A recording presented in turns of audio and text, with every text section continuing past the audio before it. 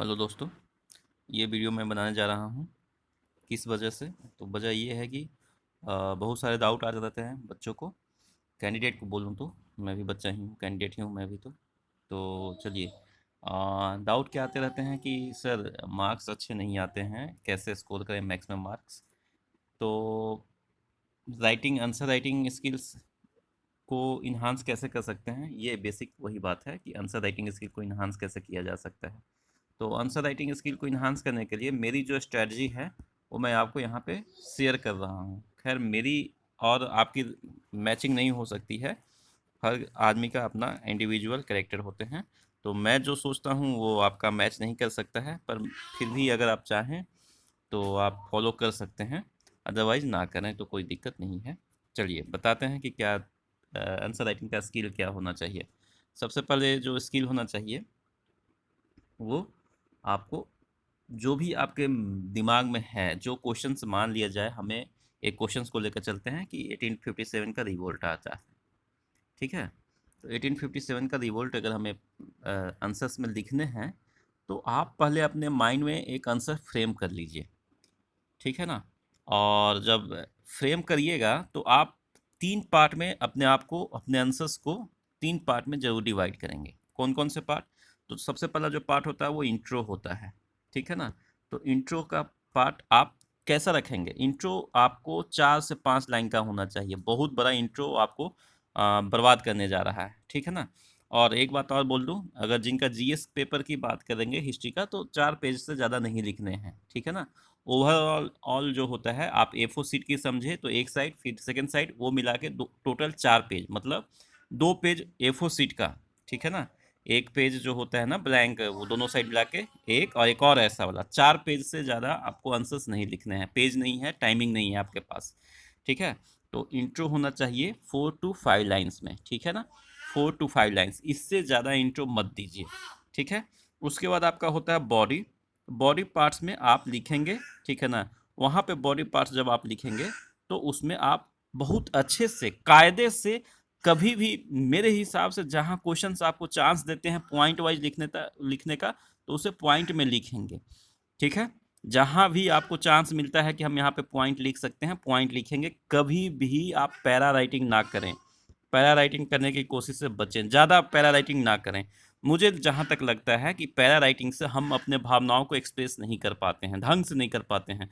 हमें अपने राइटिंग को इस तरह से मेंटेन रखने हैं कि सामने वाला उस आंसर से अट्रैक्ट हो। तो आप खुद को आप एक एग्जामिनर के रूप में देखिए, खुद को एक एग्जामिनर आप अपने आप को रखिए। और सोचिए कि अगर हम एग्जामिनर होते तो क्या हम पैरा वालों को देते, जहाँ पे बड़ा सा एकदम पैरा पैरा पैरा पैरा चलता जा रहा है, चलता जा रहा है, चलता जा रहा है, खत्म ही नहीं हो रहा, उसको आप मार्क्स देते?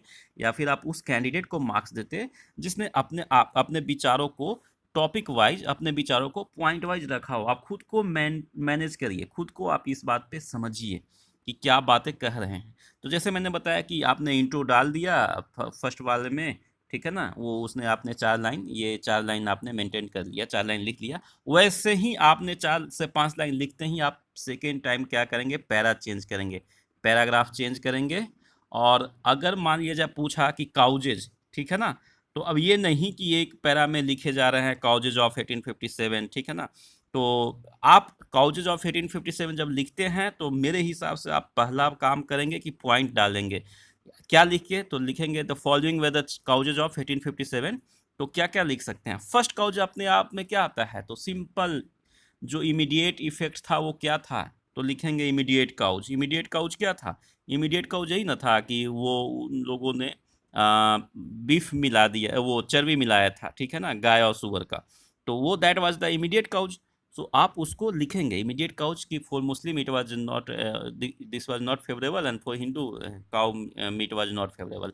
आप उसको मेंशन कर देंगे, हो जाएगा। ठीक है ना? लेकिन आप उसको बाद तुरंत ही क्या करेंगे? फिर सेकंड पॉइंट डालेंगे। ठीक है? सेकंड पॉइंट में आपके दिमाग में क्या आता है? भत्ता। ठीक है ना? उनका पेमेंट सही नहीं मिल रहा था विथ रिस्पेक्ट टू ब्रिटिशर्स। तो पेमेंट की बात लिखेंगे। ठीक है? तो उसमें भी आप अपनी जो लॉजिक देना चाहते हैं वहाँ पे लिखिए।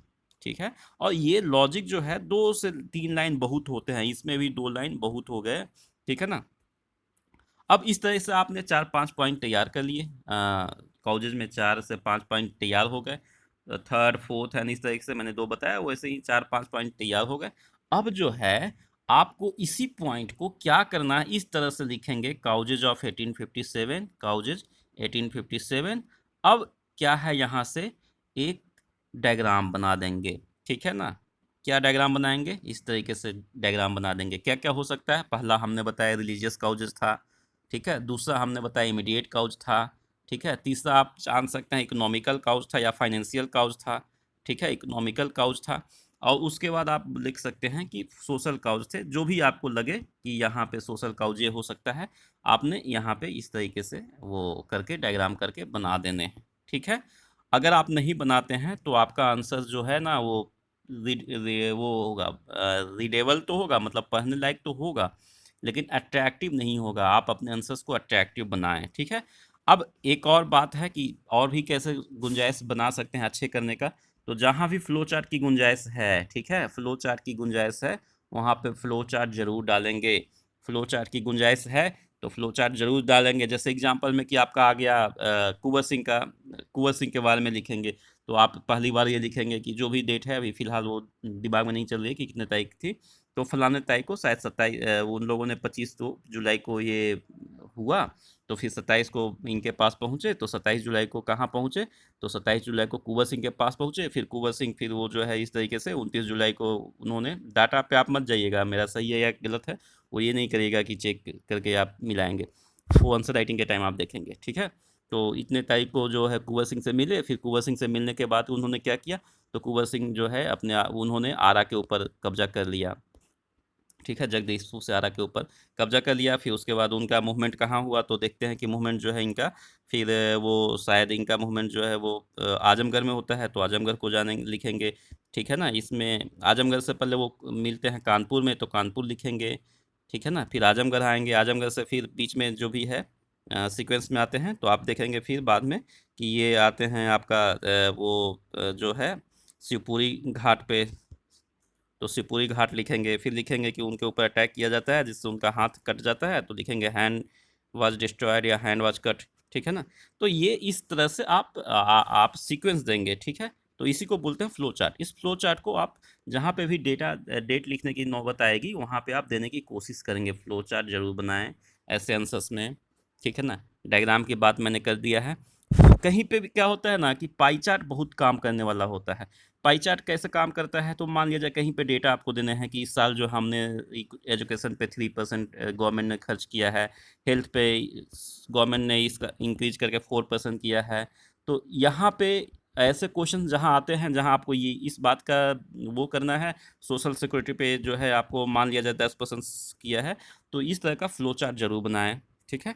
नेक्स्ट है कि और बढ़िया कैसे लुक आपका आंसर्स हो, तो सबसे अच्छी बात है आंसर्स लिखने के लिए, हाँ एक बात और है कि बार बार आप पेन नहीं बदलेंगे, ब्लू या ब्लैक एक बार पेन उठा लिया तो इसी पेन से लिखना होता है, एक ही पेन से, ठीक है ना। आपने ब्लू या ब्लैक मैं बोल रहा हूँ, और ये ना कि blue and black, do understand. Blue और ब्लैक मीन्स आपने ब्लैक यूज किया, ब्लू यूज किया है तो ब्लू ही यूज करेंगे, ब्लैक यूज किया है तो ब्लैक ही यूज करेंगे, ठीक है।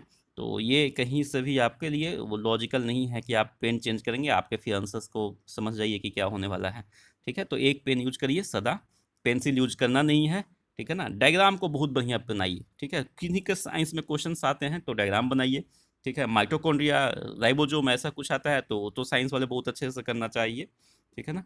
तो ये बातें आप अपने जेहन में रखिए, जेहन में रखिए क्या, कि मुझे एक बात और बतानी है कि जिनकी राइटिंग सुंदर है, ठीक है, वो अच्छे से अपने आप को प्रस्तुत करें, कम भी लिखेंगे तो उनका चल जाएगा, वो आपको सेलेक्ट हो जाएंगे।